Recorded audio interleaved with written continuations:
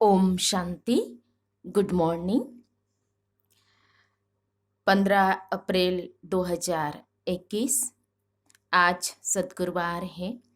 आज सद्गुरु बाबा ने हम सभी बच्चों को अटेंशन खिंचवाया कि बच्चे अगर ऊंची तकदीर बनानी है तो याद की यात्रा पर अटेंशन दो। और फिर प्यारे बाबा ने कहा है कि जो सर्विस पर तत्पर रहते हैं, सर्विस करते हैं, वही बहादुर है। कल भी बाबा ने हम बच्चों को सूक्ष्म सर्विस, महीन सर्विस का राज बताया, अर्थात मनसा वाचा कर्मणा हमें अटेंशन देना है। और आज फिर प्यारे बाबा ने याद की यात्रा पर अटेंशन खिंचवाया है। तो अभी हम सुनते हैं सतगुरु बाबा के सतवचन। बाबा कहते हैं, मीठे बच्चे, बाप समान रहमदिल बन, अनेकों को रास्ता बताओ। जो बच्चे दिन रात सर्विस में लगे रहते, वही बहादुर है। बाबा ने कहा, मीठे बच्चे, बाप समान रहमदिल बन, अनेकों को रास्ता बताओ। जो बच्चे दिन रात सर्विस में लगे रहते हैं, वही बहादुर है। आज की मुरली में प्रश्न है, ऊंची तकदीर का मुख्य आधार किस बात पर है? ऊंची तकदीर का मुख्य आधार किस बात पर है? उत्तर है, बाबा ने कहा, याद की यात्रा पर।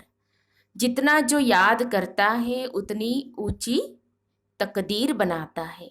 शरीर निर्वाह अर्थ कर्म करते बाप और वर्षे को याद करते रहो तो तकदीर ऊंची बनती जाएंगी। मुरली में गीत बजा है, तकदीर जगाकर आई हूँ मैं, एक नई दुनिया बसाकर लाई हूँ। ओम शांति। बच्चे जब पैदा होते हैं तो अपने साथ कर्मों अनुसार तकदीर ले आते हैं। कोई साहूकार पास, कोई गरीब के पास जन्म लेते हैं।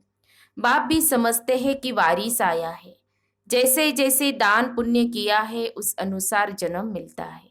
अब तुम मीठे मीठे सिखी लदे बच्चों को कल्प बाद फिर से बाप ने आकर समझाया है।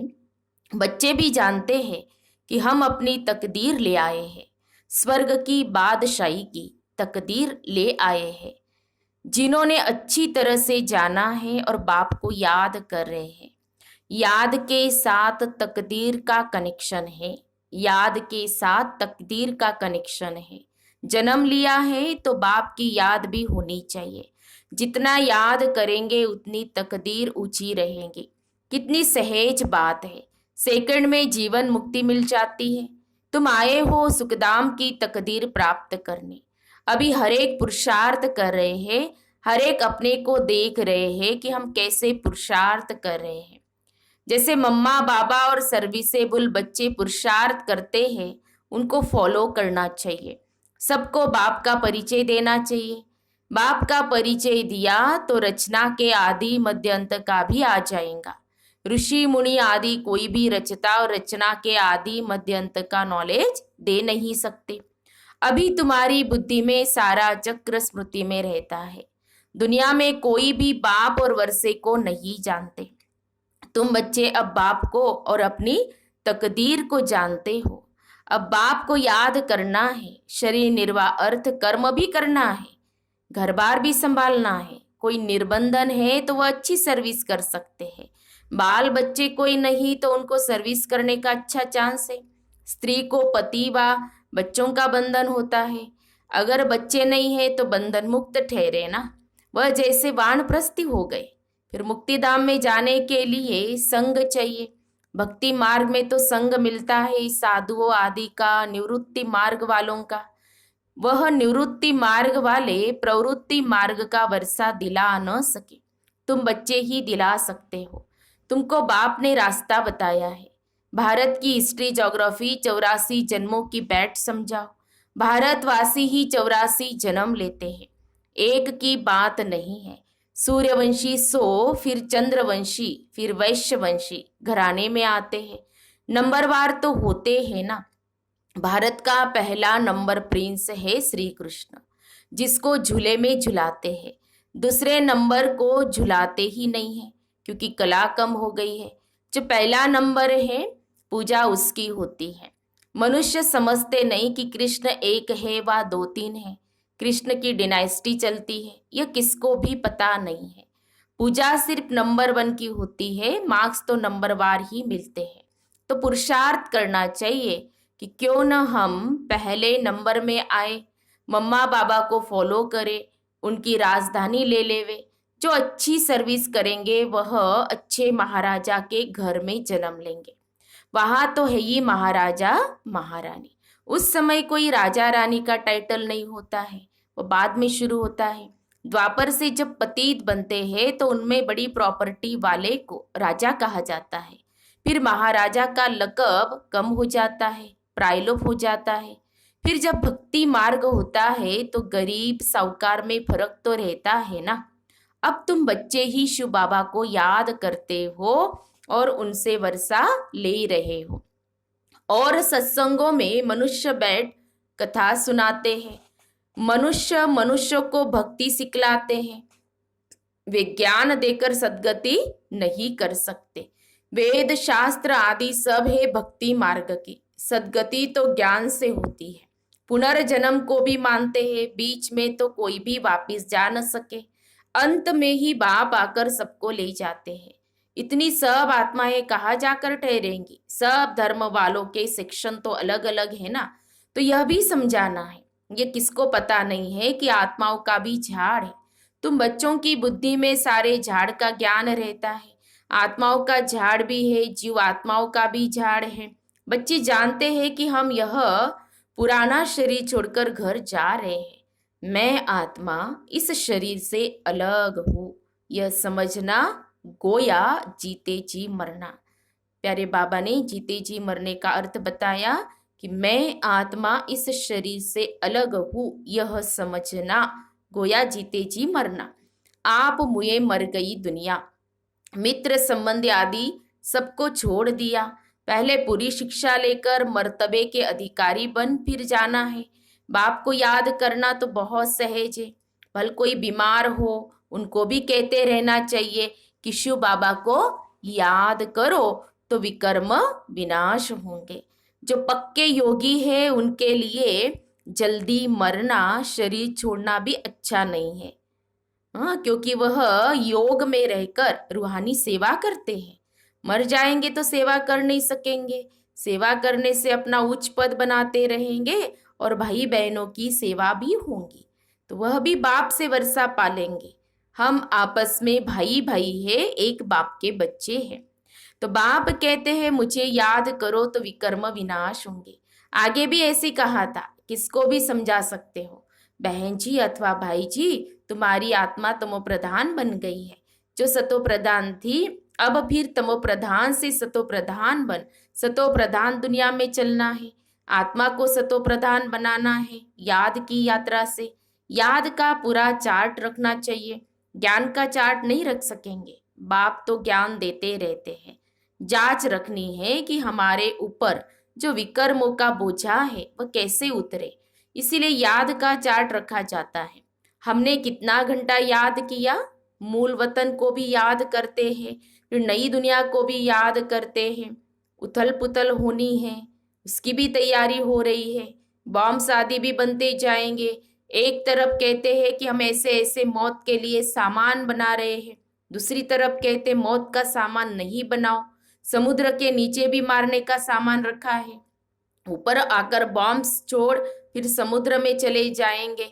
ऐसी ऐसी चीजें बनाते रहते हैं। यह अपने ही विनाश के लिए कर रहे हैं। मौत सामने खड़ा है। इतने बड़े बड़े महल बना रहे हैं, तुम जानते हो यह सब मिट्टी में मिल जाएंगे।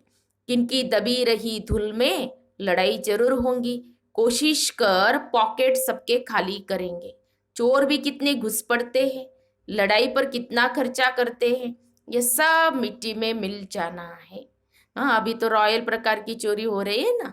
हाँ, डायरेक्ट क्या हो जाता है सबको पता है। हाँ, कि बैंक का खाता ही नील कर देते हैं। हाँ, रॉयल प्रकार की चोरी है ये। तो बाबा ने कहा जी चोर भी कितने घुस पड़ते, लड़ाई पर कितना खर्चा करते, ये सब मिट्टी में मिल जाना है, मकान आदि सब गिरेंगे, बॉम्ब्स आदि गिरने से सृष्टि के 3 भाग खलास हो जाते हैं, बाकी एक भाग बच जाता है।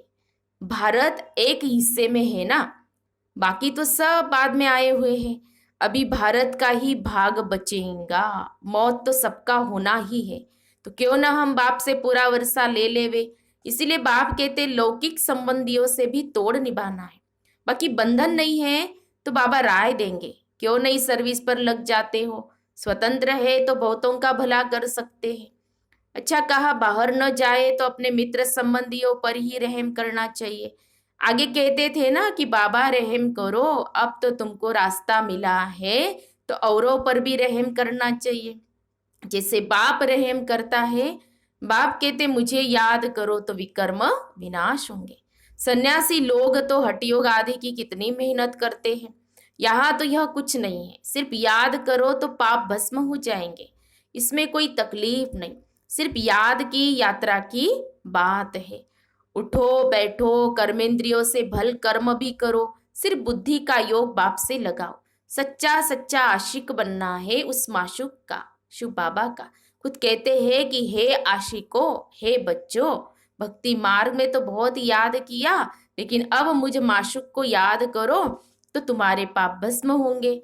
मैं गारंटी करता हूँ कोई कोई बात शास्त्रों में आ गई है, भगवान द्वारा गीता सुनने से तुम जीवन मुक्ति पाते हो, मनुष्य द्वारा गीता सुनने से जीवन बंध में आ गए हो, सीढ़ी उतरते आए हो।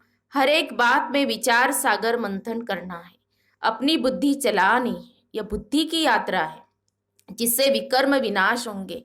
वेद शास्त्र यज्ञ तप आदि करने से पाप नाश नहीं होंगे, नीचे ही गिरते आए। अभी तुमको ऊपर जाना है, सिर्फ सीढ़ी से कोई समझ नहीं सकेंगे जब तक उस पर कोई समझाए नहीं। जैसे छोटे बच्चे को चित्र दिखाकर सिखाना पड़ता है, यह हाथी है, जब हाथी देखेंगे तो चित्र भी याद आएगा। जैसे तुम्हारी बुद्धि में आ गया है, चित्र में हमेशा छोटी चीज दिखाई जाती है। तुम जानते हो कि वैकुंठ तो बड़ा होगा ना, बड़ी राजधानी होंगी, वहाँ हीरे जवाहरातों के महल होते हैं, वह फिर प्राय लोप हो जाते हैं, सब चीजें गायब हो जाती है।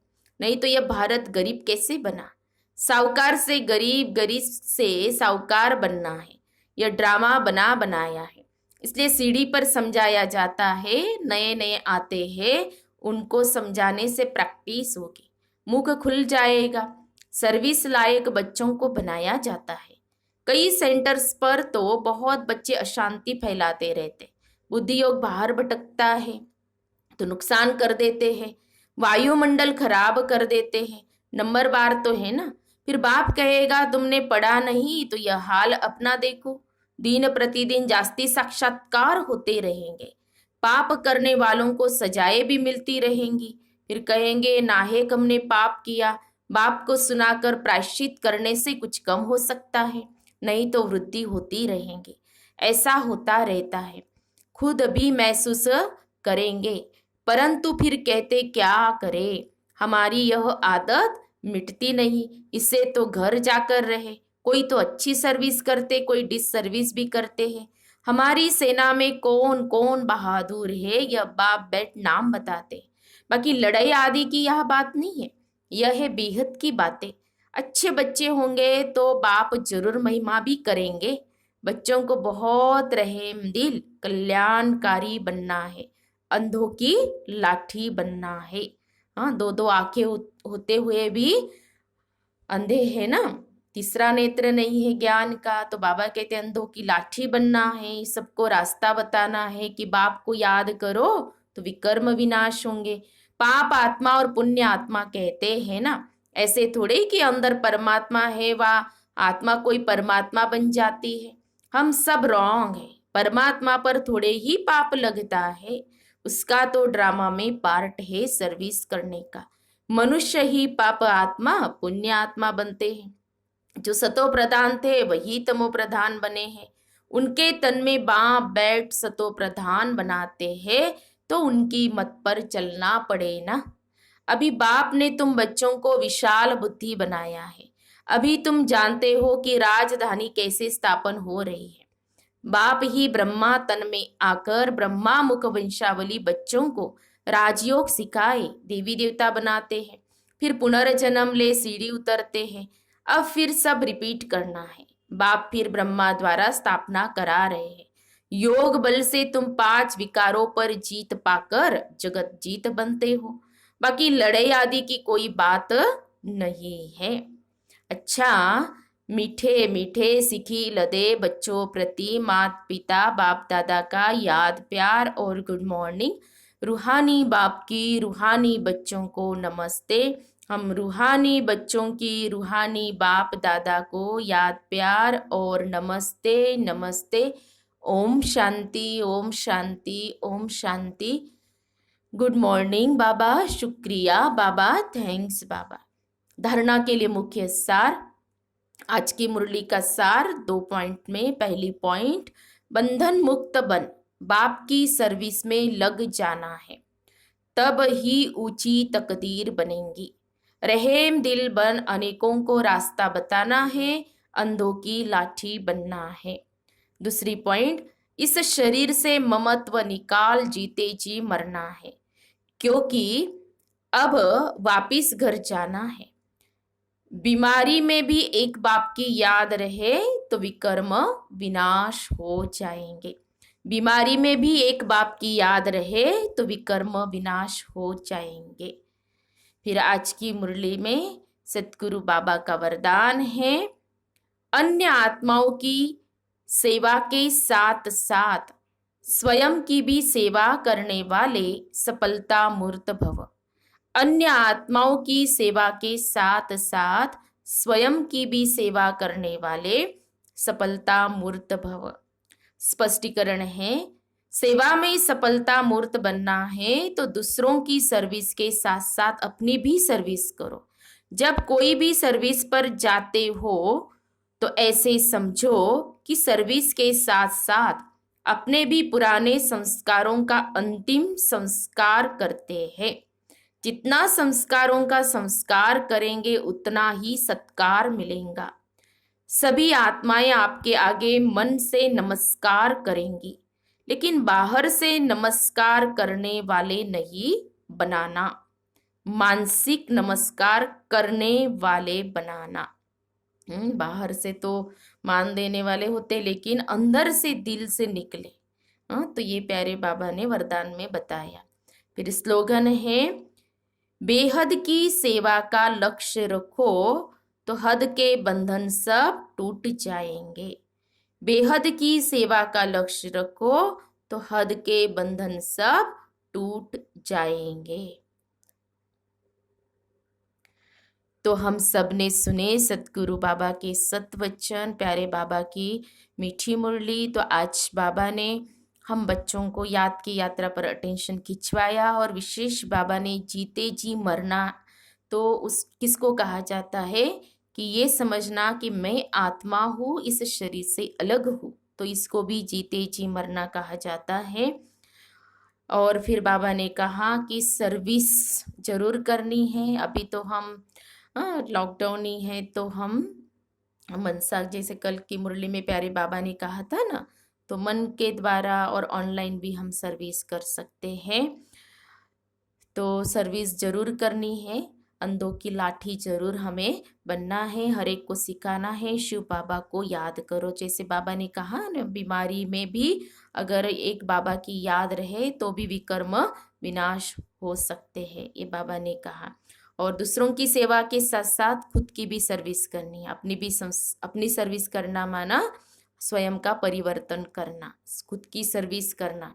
तो अब हमारे अंदर जो भी ऐसी आदतें हैं, ऐसे संस्कार हैं, पुराने संस्कार, उनको चेंज करना, तो वो स्वयं की सर्विस करना है।